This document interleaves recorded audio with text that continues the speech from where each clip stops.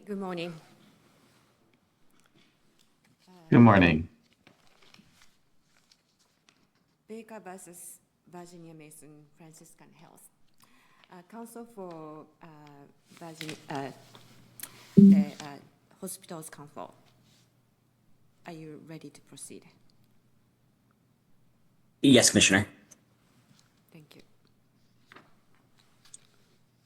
So, petitioners, Virginia I'm sorry. Mason. I'm sorry. Would you like to reserve any time for rebuttal? Yes, I would like to reserve. I had asked for 3 minutes, but I would rather ask for 2 minutes. Okay, thank you. Go ahead. Sorry. Okay. Thank you, Commissioner.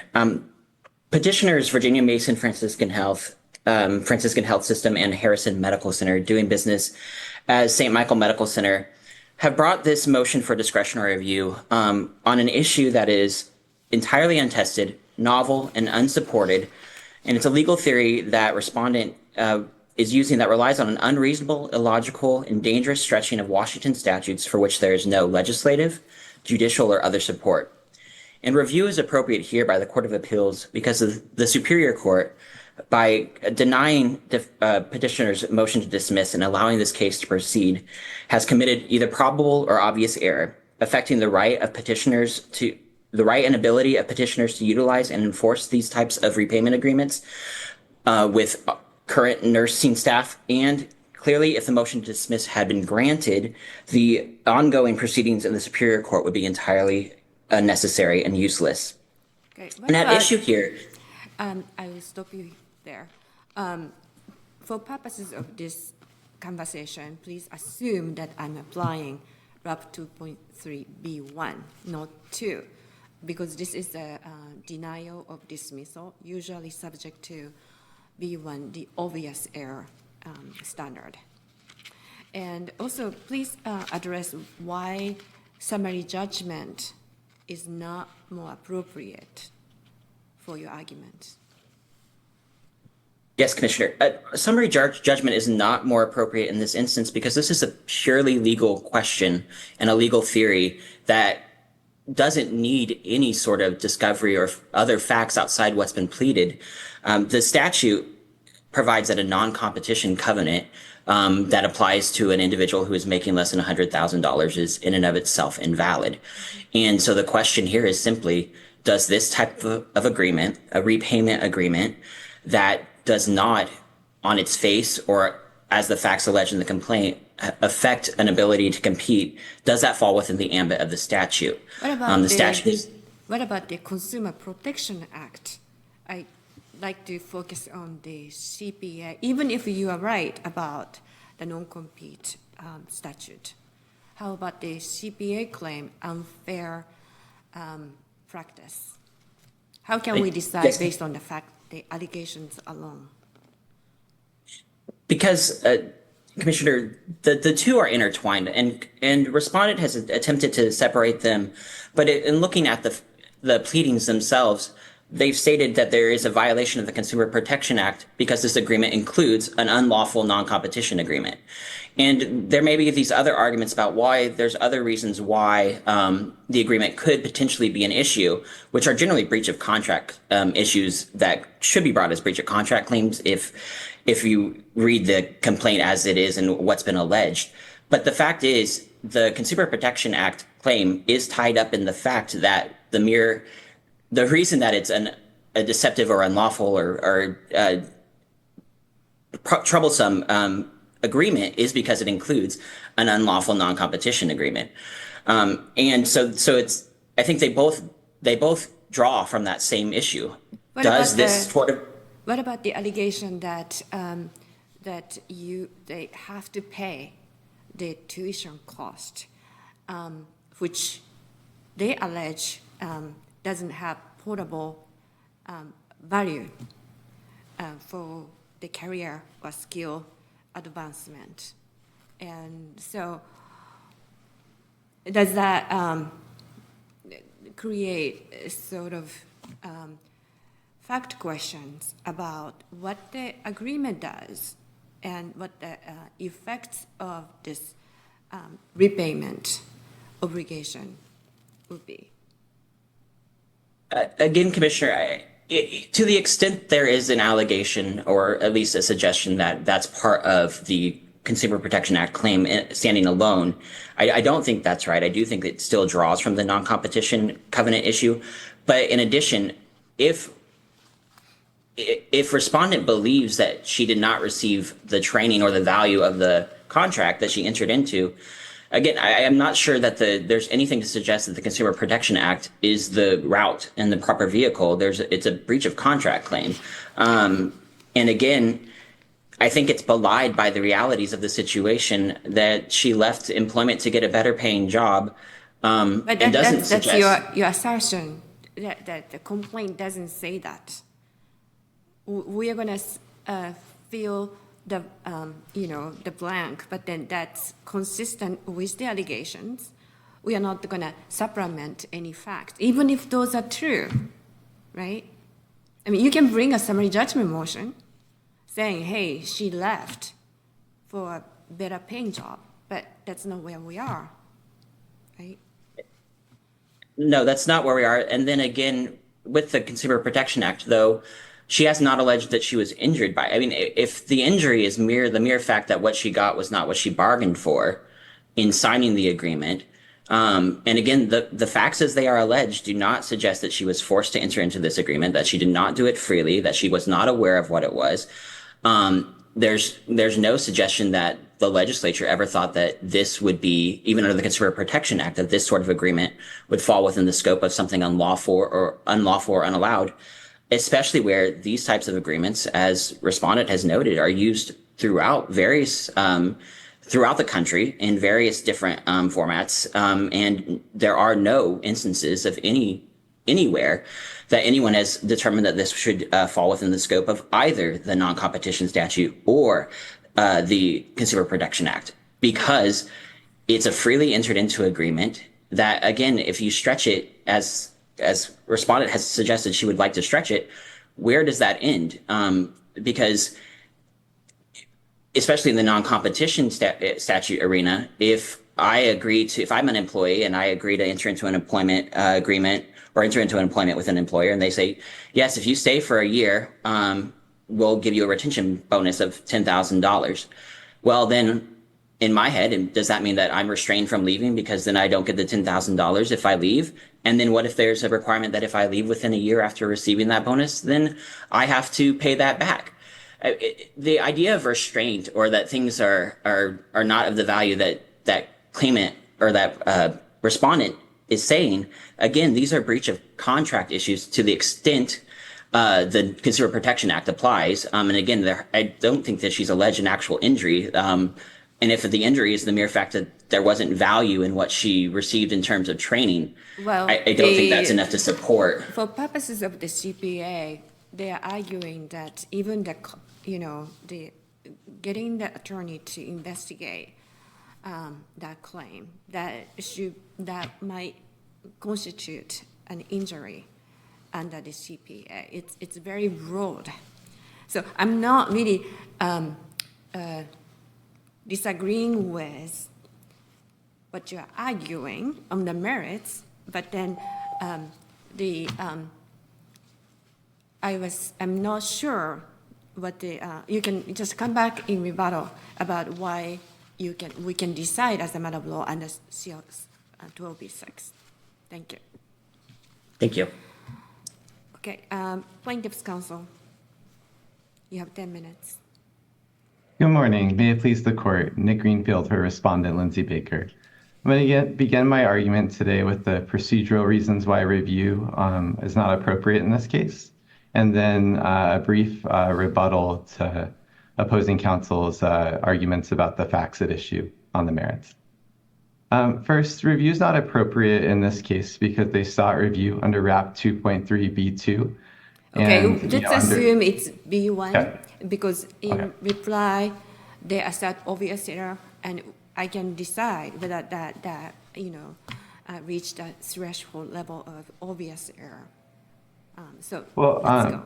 Commissioner, our argument would still be that 2.3b1 is inappropriate for two reasons. First, the Court of Appeals usually does not entertain arguments raised in the reply brief for the first time. because it prevents the respondent from having an opportunity to brief the issue for the court. And Okay, that's but then Cowich Canyon. this is an obvious error. So let's, Okay. whether or not that is a provable error or obvious error, you can make an argument, but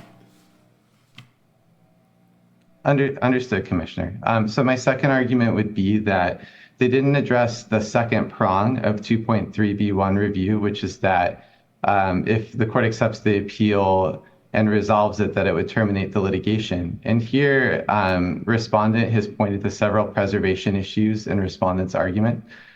First, regarding the RCW 1986-030 claim, which is the second Consumer Protection Act claim. But your complaint had two causes of action. One is under the non-compete, and two is under the Consumer Protection Act. And you did cite 020 and 030. But to me, the argument seems to me that they are saying this doesn't restrain the trade. So that sort of same similar argument against your non-compete claim.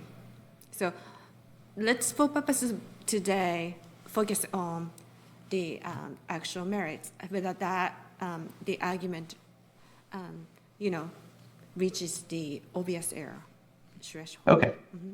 Understood. So I'll start first with the non-competition claim, which is RCW 4962, that chapter.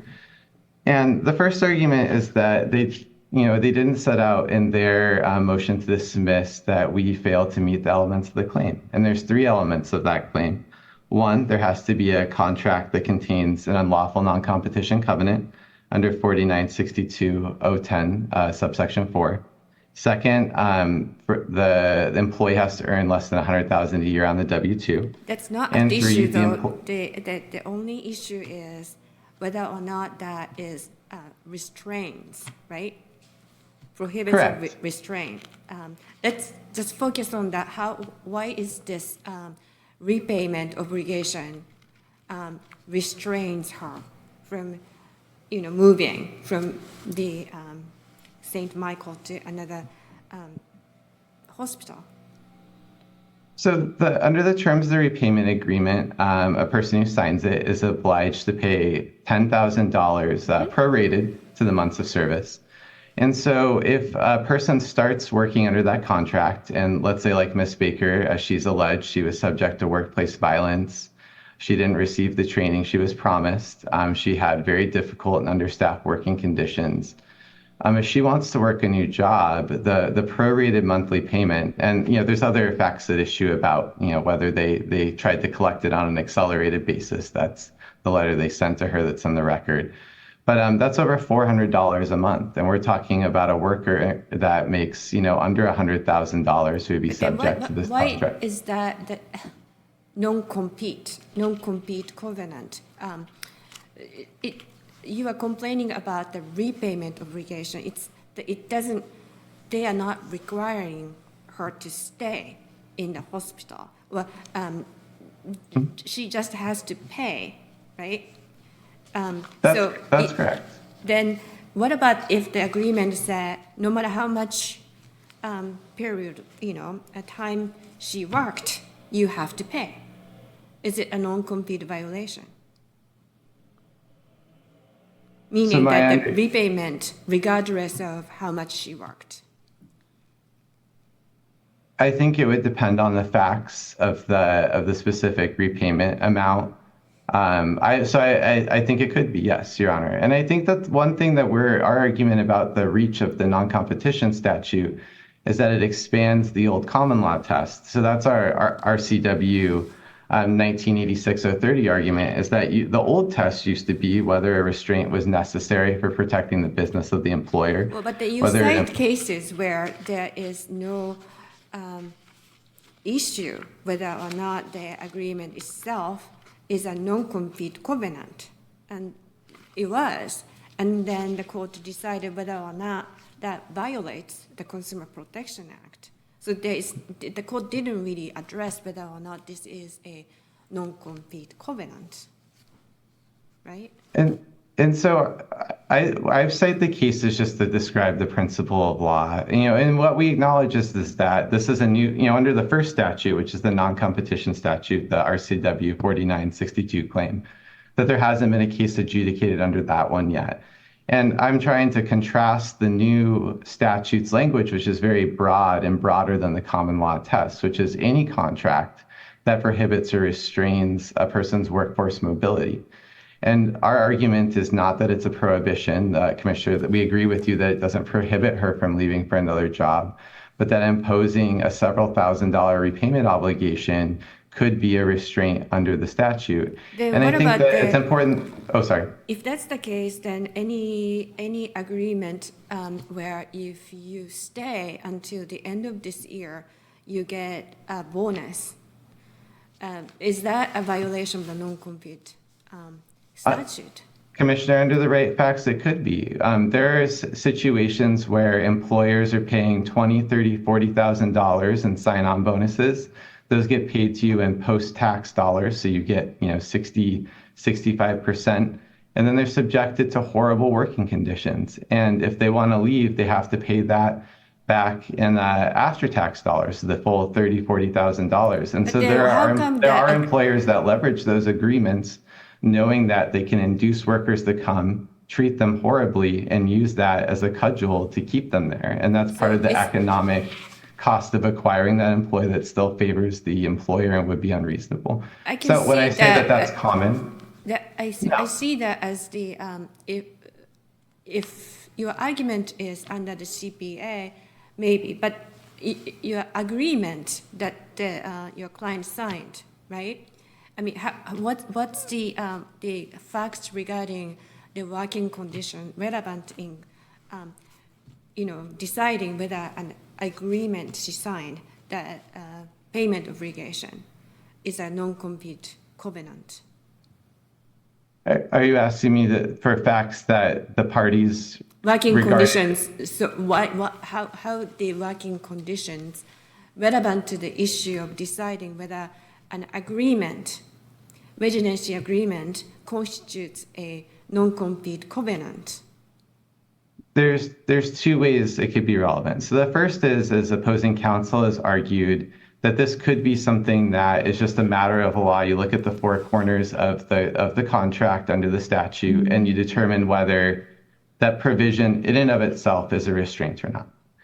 The court below hasn't ruled on its interpretation of whether it's a purely legal showing based on the terms of the contract, or if you also have to show factual conditions that inform whether a contract is a non-compete. Because the court hasn't ruled on it, it could still be relevant that those facts make the difference between whether if you have the contract plus coercive and bad working conditions, those together might violate the statute. And when plaintiff moves for summary judgment below, we'll ask the court to clarify whether it's a purely legal matter or whether you look to facts outside the complaint. But the court below hasn't resolved that legal question, and no court above has yet resolved it. So current situation, has class been certified? She left my client, Ms. Baker, left employment before the term, and they sent her a letter seeking repayment. The class action, has the class been certified?